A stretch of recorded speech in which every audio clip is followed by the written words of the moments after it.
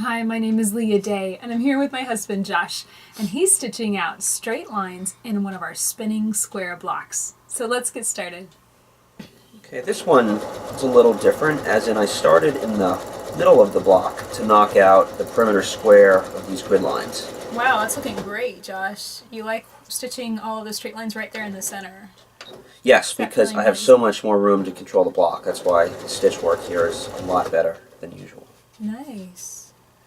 And, having stitched through as many blocks as you have, straight lines are really not a struggle for you. No, they're easy. I look forward to them. Actually, they're almost a little too easy now. Almost too easy. Mm-hmm. Well, it'll be interesting to see if you can now take this experience and stitch them without the marked lines. Yes, that I look forward to doing more of that. I've done a little bit of that, but it will be fun to try it, especially as I, look at each block and maybe mix it up a little bit. Mm-hmm. Okay. Now, I had kind of a method to get through this area with the least amount of travel stitching, but when you looked at it, you really just saw that square outline, and you just wanted to stitch along the outline, right? Absolutely, yes. So I'm Yeah. gonna go ahead and do that. So Josh is skipping basically 2 sets of lines per triangle. This is perfectly fine variation to do on this block. There's more than enough quilting on the block already, so he's able to make this variation and stitch less quilting into it if that works for you, if you like this look.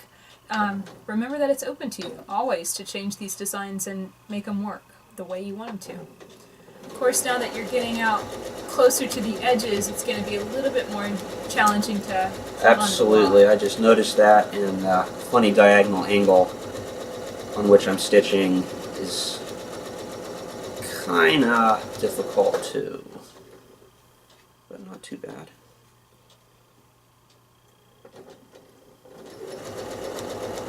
Yeah, I don't want that to happen with the fabric bunching, so I'm going to change my positioning of my hands here.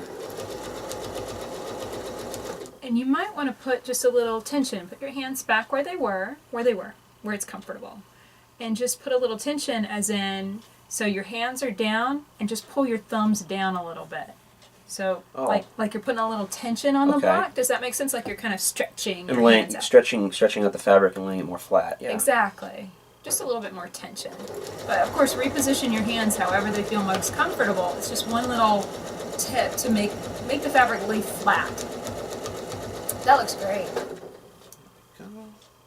And my goal this time around, I want to start from the top, go all the way down to the bottom without pausing. Without pausing. Okay. Get on the line.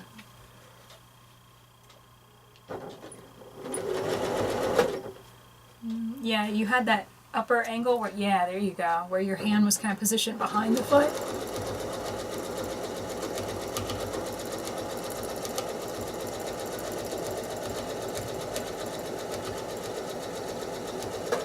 And really, in order to get, kind of the nicest line with no obvious starts and stops, trying to stitch that in one go is really, without having to shift your hands, is really going to be helpful. Let's see if I can do it this time.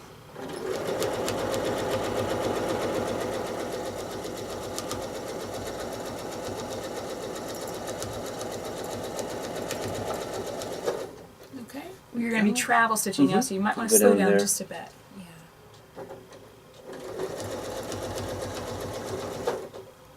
Okay, so are you planning on doing the same thing around these? Just kind of coming around the edge and just knocking out the square, or do you want to do any of these lines? I thought about that. I'm definitely not going to do any of those lines. What I'm going to do is I'm going to stitch down to here, and then I'm going to go around the entire perimeter and come back, and then begin this larger diagonal square. Oh, okay. So you'll stabilize the outside edge of the block. Yes. That makes sense. Yeah, because you were getting quite a lot of shifting and wiggly wobbliness of that top fabric. I think this will really help. Okay, so this outer perimeter has been knocked out, and now you're going to start just knocking out, well, basically here's how I would stitch it. I would kind of stitch down. That's and exactly then come what. Well, up. no, I'm just go down to here, Rotate. and complete this square, and then move down to this blue guy here, down through here. So some travel stitching involved, but that's okay because as you can see, I had some problems doing the outer perimeter because I didn't have enough room stitching along the edge. You were right there on that edge. And, and that's one of those things where the way this has been designed, is very forgiving. You know, this kind of stitch out, it's okay to make this kind of a mistake because this is going to get covered up. Let me shift it over here a little bit so people can see. This is going to get covered up when the blocks get combined together with binding. So don't obsess about it if you stitch off the line like this. You're right here close to the edge of the block. It's hard to control this fabric. So it's normal to have this issue, completely normal, and we are going to hide it in the end. So it's not a big deal. Okay, as you're stitching, I just wanted to draw your attention to one thing that I'm seeing on your block a lot, and that is your starts and stops. Like you're coming up to a corner, you're coming up to the tip of a point, and I'm just seeing thread build up in these spots, and I can actually feel it a little bit on the quilt. Now, this is kind of a nitpicky thing, and please don't feel any pressure to really get obsessive about it if you're just starting out free motion quilting. But this kind of thing is something that people see and they're really confused about, and they want to know how to fix it or how to work on it. So basically what it is as you're coming up to a place you're going to stop. Like we know Josh needs to stop dead at this point and not build up thread right here because that's where that line of stitching ends. Then he'll do travel stitching on top of that line of stitching to get down here to that corner. But he doesn't, coming up and stitching on it, you don't want to stay stitching right here with the needle going up and down repeatedly. So my best advice is as you're coming into something and you see where you're going to stop, jerk your foot off the foot pedal when you get right here.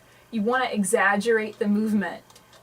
Exaggerating it really emphasizes the kind of in your head and in your body. And I will demonstrate it because I've been practicing it for the last ring around the this square? last couple rings. Yeah. And it's just the key is you just yank your foot off of it. You just pull it off really quickly. I think there's something about that. There's something about the physical movement of it and that mentality of, okay, I'm gonna get right here, I'm just gonna jerk. Perfect. Now you might have a machine that has an automatic needle down, in which case you'll get that one more stitch as the needle drops down, but that was perfect. Right when you get to where you want to go, just stop. Completely stop. Okay, now you're going to do just a little travel stitching, and again, just stop. Oh, no, you wanted to keep on going. Okay, that's all right. Now try this again as you're coming down here. When you get to this point, again, just stop as dead as you can by jerking your foot off that foot pedal. Tell me how you think it feels. Well, it actually feels pretty natural. Okay. I just wonder why I haven't been doing that before. Yeah, and another thing is a lot of times we're thinking and we don't even realize we're thinking. We're kind of pausing and thinking, where am I going next? And our brain is kind of still processing what we're doing. And there's a lot going on with free motion. So it's one of those small details that if you can get into the habit of it, it really will make a difference on your quilt. So that's it for this video on stitching straight lines in a spinning square block. There was a lot in this video. We learned a lot. Josh changed up the design of the block, and also we kind of talked a little bit about those thread buildups that happen if you stitch in place too many times. How did you feel about that new technique, that idea of jerking your foot off the foot pedal? Oh, I liked it, and it made me wonder why I wasn't doing it before, because it does feel natural when you do it, and I think the reason was it does take a little bit more time. It adds about a second to a second and a half. Yeah, just pulling your foot off, kind of then saying, okay, I stopped, and my needle's not moving, and then put your foot back on the foot pedal, and then start wherever you're going next. It's a subtle thing, but it definitely is something that will make a big difference for your quilts. And eventually, you'll get to the point where you don't have to jerk your foot off completely. You just know to take all pressure off the pedal. It's kind of just getting it into your brain and into your body, kind of logged in there in the memory banks. So another thing that I definitely noticed with this block, and this is a comparison of the cheater cloth fabric to our piece blocks. In my video, I struggled a lot with the seam allowances because all the seam allowances in this particular block are folded over. Well, with the cheater cloth, you don't have any seam allowances because it's all printed on cheater cloth fabric.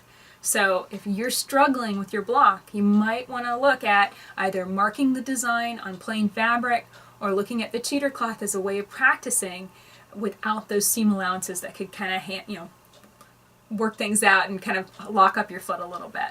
So keep all of that in mind and enjoy free motion quilting this block. My name is Josh Day, and this has been a video for the Building Blocks Quilt Along. You can pick up your pattern right now at leahday.com. Until next time, Let's go quilt.